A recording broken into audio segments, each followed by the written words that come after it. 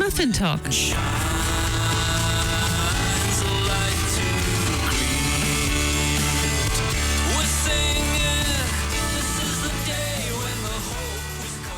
Kia ora and welcome to Muffin Talk. Muffin Talk is a weekly radio program to which I invite guests to talk about their work and their passion for issues on community programs, social justice, religions and beliefs, and the care of the earth. Today I've invited Dr. Florian Graichen to a Zoom recording for a broadcast. Florian, a warm welcome and hi to our radio program. Thank you very much, Beate. Great to be back. Looking forward to our discussion. And thank you for joining. Dr. Florian Graichen is originally from Germany. He is the General Manager of Forests to Biobased Products for the Crown Research Institute Scion, based in Rotorua. I interviewed Florian in December 2022, and we then talked about biofuel and sustainability. The interview is still available on our website. Florian, on the Scion website, it says that through science, research, and innovation, we work across sectors with industry, government, and iwi to help lead New Zealand's transition to a circular bioeconomy and achieve a net zero 2050 and beyond. This is a very ambitious goal. Can you give us some examples of how Scion will achieve it? That's a great questions, and that's the big focus that we have. So if we start just talking about that ambition, net zero 2050, and living within planetary boundaries, healthy communities, healthy societies, healthy economy. That was when we looked at what type of work Scion is doing. We said a lot of the activities we are doing already in biomaterials, forestry, bioenergy, new technologies, ultimately is leading to that. We can't do it alone. We need partnerships. We are a research science organization, but we want to be much more on an impact, like making true change, science that is useful, usable, and actually be used. That's why these partnerships are so important. But let's go back to that net zero 2050. What a lot of people forget is when we say net zero 2050, that this is a static goal. What people always forget it is, and every year thereafter. It's not like you're going to win that and then you can go back to old behaviors. You have to keep going. The other part that we want to look at is, and this is specifically on that bioeconomy, circular economy, and why we use the term circular bioeconomy. It is a different type of economy. If we look at it now, the economy, or what is deemed to be a healthy economy, is we measure it by GDP growth. And to be honest, if I don't have to consider planetary boundaries or environmental impact or social challenges, I can grow the GDP to whatever extent you like. So this is where we come, that simply measuring GDP is necessary, but it's definitely not sufficient to say, yes, this country is doing well. And this is where we see that the principle of a circular bioeconomy works so well with these ambitions, because that's where you put society and the environment into the center. You have the planetary boundaries around it, and the economy has to operate within these boundaries, but with the purpose of environment, of society, for different purposes. Yes, you need GDP growth because all these changes we're talking about will cost you money, but it has to be within the sustainability boundaries of environment, social, and economic. So from that and what we are doing, and we're working from different angles. So there is one, obviously, forestry has a big role to play. Trees have all sorts of benefits from environmental, economic, again, and society, storing carbon.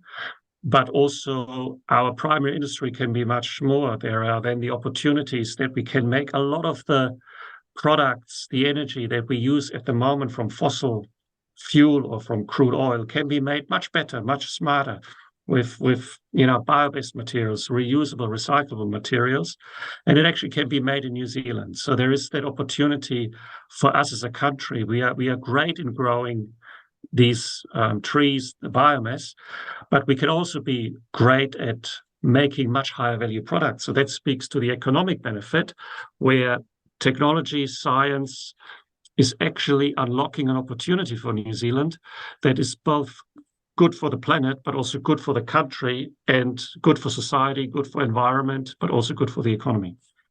And also good for the reputation, wouldn't it be wonderful when New Zealand is known as one of the countries that is in advanced technology regarding biomass, use of biomass, and about the use of all the beauty that is in the country. And I think New Zealand has a huge opportunity there. So around the world, New Zealand is, and we can debate if it's factually correct, but New Zealand has the reputation clean, green, renewable. We have that. I know when we scratch on the surface and look at how many rivers can we swim and environmental challenges we have, but at least we start from this platform. We can become better. And what we can add to it now is that we have the land, we have the ability to grow the biomass, we have we are a smart nation, we are a creative nation. Let's take the science and the technology, not just export cheap commodity products, but really use technology to turn these materials into higher value products, export that, diversify our economy, make our economy more resilient, and give opportunities for our very smart people in really tech-driven, future-driven industries. And in our last interview, we talked about this a little bit. And you also mentioned then that there was no waste and that the tons of bark that are left behind when logs are exported could be used for tanning leather and many other purposes. And we've just commemorated 1 year since the devastating floods in New Zealand. We saw horrific pictures of woody debris in waterways and beaches. Many people heard the first time in their life the expression forestry slash. How could this kind of wood be used from your perspective as a scientist? How could it be used and prevented from becoming debris that is then blocking waterways in the future? Well, that's a very topical question. And if I answer it probably from the science side, what could we do? There is multiple layers around how to land use questions and planting questions, but let's focus on the fact that we have, when you harvest forests, you have debris and you have parts of the trees on the ground that potentially could do these things. And probably let's go back. You started off with circular economy and bioeconomy, and I think again, if you rethink it from there is no waste in nature. Everything is a resource. If you go back to that principle, that's how we want to look at. So there is element you have to always leave when you harvest things, like in your garden, certain amount of leaves, or you leave in the garden because that becomes fertilizer. That's a similar there. Elements, the needles, you leave that behind. But then what we look at it, actually, this is not slash or this is not waste. This is a resource. At the moment, we don't use it because transporting it to a point where, like a bioenergy plant or any other place where I could use it, is commercially or is cost prohibitive. So we can't afford that. That's why we leave it there. If we leave it there, it could become something like that. What we looked at it now, technology we are developing is, again, you have to rethink it. I have to get this material I have to process it, have to turn it into something. And instead of taking this material to a factory, we are looking at what if I could take the factory to the material. And this is where we're working on what is called distributed and modular manufacturing. So imagine you can take certain process units on a truck or on a tractor, and you bring that now to the parts where you harvest, and then you process the material there, turn it into smaller parts or into bioenergy products or into other materials, and then take these products out because they are of much higher value, so you can afford them to transport. And that's the type of technologies we are exploring, what can we do that we can containerize or make small enough that we can take it there, run the processes there, and then transport the products away. If you think about it, has impact for a much wider primary industry, because you can pick wine growing, for example. For a certain amount of time in the year, you have pomace, wine pomace, when you make your wine. You won't have always every year a consistent supply of that, but for a number of weeks or months, you could put a mobile unit next to the winemaking. Instead of landfilling it, you could turn it into something. When you are harvesting the fields, agricultural harvesting, you have the same. You've got, again, now we call it waste. We could call it seasonal and regional resources. So you could move modular processing units there, and you could circle that around in the country. And what that would do is... That's a little bit like if you have a garden and you have a big garden and you organize a big rubbish bin to collect all the branches, or you organize a machine to come to your garden, cut it into pieces, and then you can use the mulch. Is that how Exactly. I can imagine it? That's how you can imagine it, but you've got much smarter technology and much more sophisticated, so you could do even more products. But the principle is that the other thing that we see for New Zealand is so much potential in the region, so much potential. And instead of building, multi-billion-dollar factories there, you could start symbiosis and clusters with these types of infrastructure, where suddenly, instead of having only the big cities or the big towns in New Zealand, you could really create opportunities in much more rural and regional settings, and do this both in benefit for the environment, but also from economically interesting and attractive jobs that attract people and bring people to the region. And that are meaningful. They are really meaningful. And I think that's a really important point also. Yes. And it's just when last time we also talked about the producing of plant-based plastics. And I read on the Ministry for Environment in New Zealand website that Aotearoa, New Zealand, is one of the highest generators of waste per person in the world, and was the third highest generator of municipal waste in 2018. It is the second worst recycling nation in the OECD. When I read that, it's quite a shocking statement. And Yes. they are referring to single-use throwaway culture. And that certainly needs to lead to a change in waste management. And since the 1st of February, we have now national standards of recycling. You and I, we are both Germans, and we've grown up with separating waste and having several waste bins in our garages or at the house. But however, recently I've met several people who told me that they weren't sure what to put in which rubbish bin. And that's only the normal citizen. But what do you think are the biggest challenges for households and industries in New Zealand when it comes to adapting really new ways of waste management? That's a very good question, but also a big challenge. And what you talked about, there won't be the one thing that I can tell you, and we will do that, and then all this will go away. So the first thing probably is, there are different players in this. There's the educational part, how much we have to educate people. There are the companies and the businesses, there's policy. So all of these things have to come together.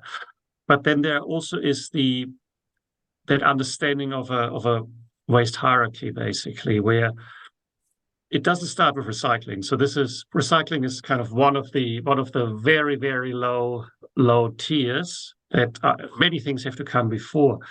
So the first part really is that education and that rethinking. Do I actually need it? Like the best part is the one that I don't even produce. So there is a design thinking, there is a behavior thinking in there.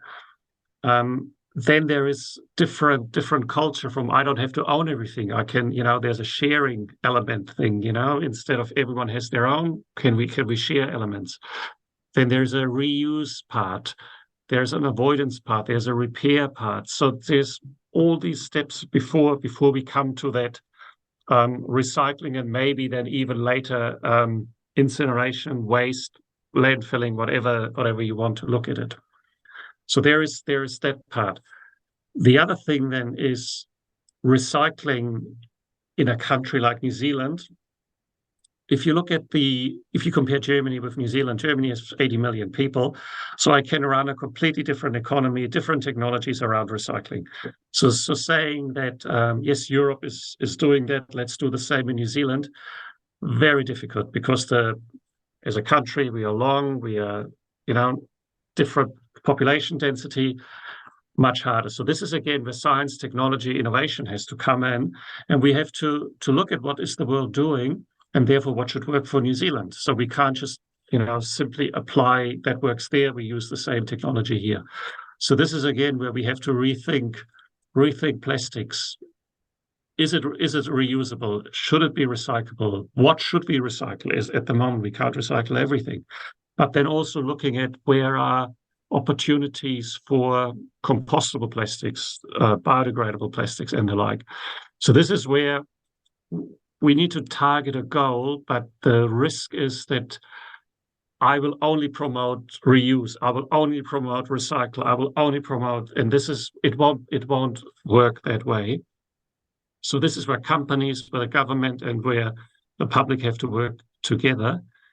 And the other part, and I remember that from going to school, we learned at primary school, every primary school kid understands how to, separate what goes here, what goes in that bin, and I think that's a big part that we have to start bringing, into our schools, start with the next generation, make them aware that this is, again, not waste. This is the start of a circular new stream.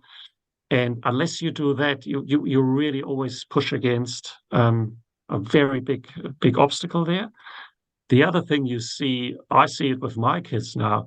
When we go to the beach, they see plastic there, and they're like, "Oh no, that doesn't belong there." So they can even push there. They can, shame their parents into appropriate behavior, because when your kids point out to you that this is not right, it's like, oh, I better lift my game here. And Florian, you have mentioned now several times circular economy. Maybe we should just break down this term, which has to do something with breaking down material, but let's break down the term of circular economy just to make sure that it's understood. Yeah, so circular economy. Again, we have different terminologies, but if you look at it, our current economic system, in a very simplistic sense, is we dig into the ground, we extract finite resources, oil, metals, coal, gas. We turn it into products. We use these products. We burn then the waste. We dig the waste into landfill, and we start the whole thing again. On a planet that is going from 8 million to 10 billion people in the coming decades, limited resources, finite resources, climate change, it does not work. This is a one-way street. The only thing, unless we change, we debate is how long is that one-way street. That's the only thing we debate unless we change it. So from a circular economy, bioeconomy type principle is that there are very specific design principles that you avoid waste. You think about the whole life cycle of the product. Where do I get my material from? How do I design it that it is as much in use as possible? It includes, where can I bring in different business models? Car sharing, for example. So it is really a different approach to the economy. Really understanding that we have planetary boundaries, we have finite resources, we have a growing population, and to make all of that work, we have to fundamentally change how we follow or how we approach our economy. I think that this also reminds me of nature itself, because everything in nature, it's about a circle, life circle, isn't it? It is. So the nature is the ultimate circular economy or bioeconomy. That's why we use the terminology circular bioeconomy, because we don't believe the economy operates in two separate spheres. We have primary industry materials, we have industrial materials, we have plastics. All of that has to coexist, and it has to exist in these circles, in these reuse type features. And it's often forgotten that economy comes from Greek term of managing a house. So if we consider the world as our household, we need to take into account a lot of different factors and cooperate with people, organizations, businesses, and countries. And I think that is quite a. You can think of, the Earth as a spaceship, basically as a house. You have these very, very finite conditions. You've got, input, you've got resources, you've got needs, and that needs to be met. I was recently at a conference where a NASA, so U.S. Space Agency engineer who was, working on the ISS, International Space Station, and he showed how space travel is the ultimate engineering challenge for a circular economy. Because if you think, so he gave the example, was very graphic. So he said, look, if you drink a cup of tea or a cup of coffee, the water in there might have been someone's urine 50 years ago. On the space station, that was your urine 5 hours ago. So the engineering ultimately has to, that water is a resource, and we have to clean it up, and we have to use all these engineering challenges to make it circular. We can't lift unlimited water onto a space station. We have to think circular, and you can't just. He took it further to going to Mars. Like with a space station, you've got real-time communication. Going to Mars, it's completely different. And so he demonstrated how well that type of engineering, that thinking, that circular thinking, no waste, reusing, being the most efficient, how you can apply that to many processes today. These are really very graphic examples. Thank you very much. Last time you brought a very good example also when you talked about the Stone Age and the fossil fuel age. Maybe you can just repeat that example because I really liked it. And that is the interesting thing, that people believe we will go into a circular economy or bioeconomy once we've mined or once we've extracted the last barrel of oil. And that is not true. We will not do that. We will leave this linear economy further behind, much earlier. And that is similar with the Stone Age. We did not move out of the Stone Age because we ran out of stones. We moved out of the Stone Age because we learned, we came up with new materials. We are we're smart people. And left that behind. It is not a you have to drive everything to extinction before you can move on. Yeah, that's wonderful. And finally, we're coming also already to the end of the interview. You mentioned a few times the climate challenge. I really like that expression because I think climate challenge gives you some hope, whereas climate change sounds very passive, as if you couldn't do anything. So what gives you hope in your job and your new current projects, or for the environment and for us as in a country and in the world?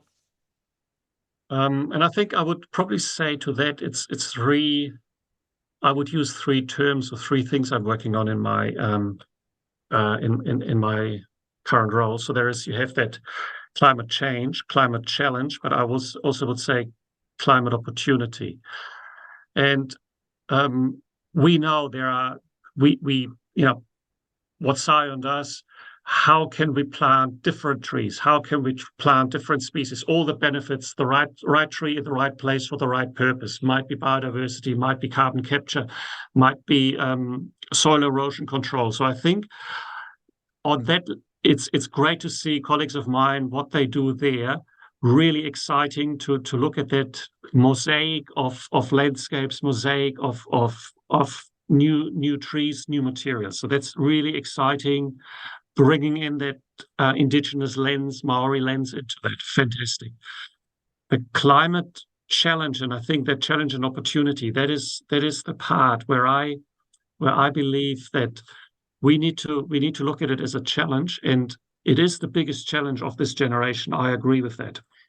But similar with the challenge that was set to going to the moon, we have a certain lead-up time, and we have to act now, and we can have to throw science into it. And for New Zealand, I believe if we bring together the science, the competitive advantage we have as a country that can grow renewable materials, can grow food, fiber, and put together the science of turning that into products the world wants, not just the commodities, but really these valuable new products, high value products. We have that massive opportunity that we can contribute to the solutions. We won't be able to solve it alone. No country will, but we can contribute. We can be a part of the solution. We can be a part of the problem, and we should be a part of the solution. We can contribute that, and by doing that, benefit for our environment, benefit for the global environment, our society, our people, but also our economy, much more resilient and much more sustainable.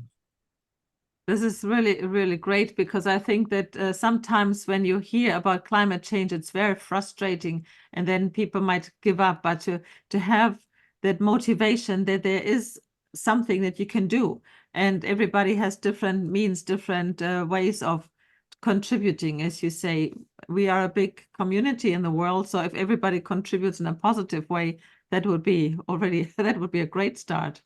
It's a balance. I think I don't want to diminish the scale of the challenge. Yeah.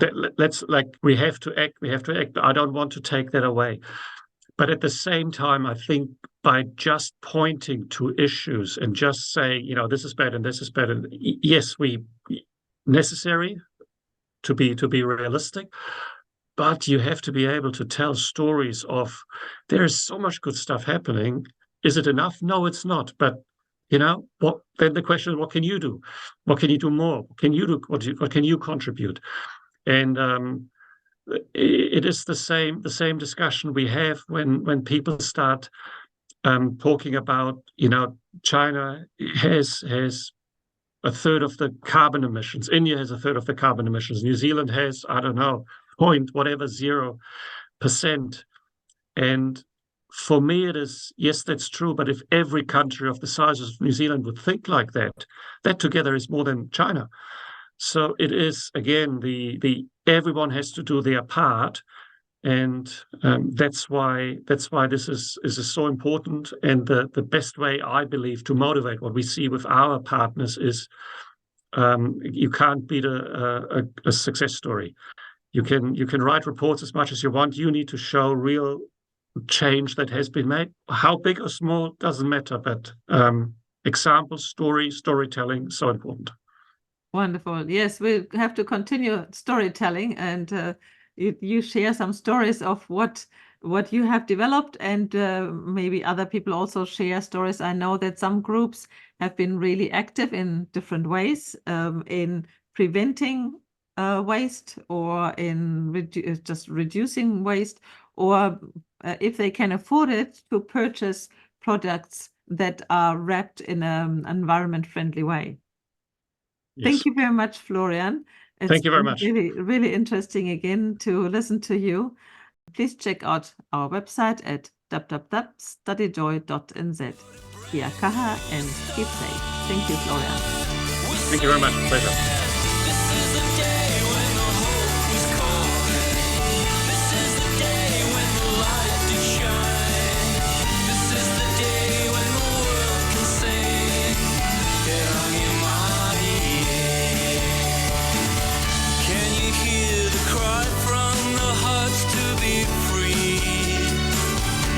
Yes, and can you hear the call of the prophets?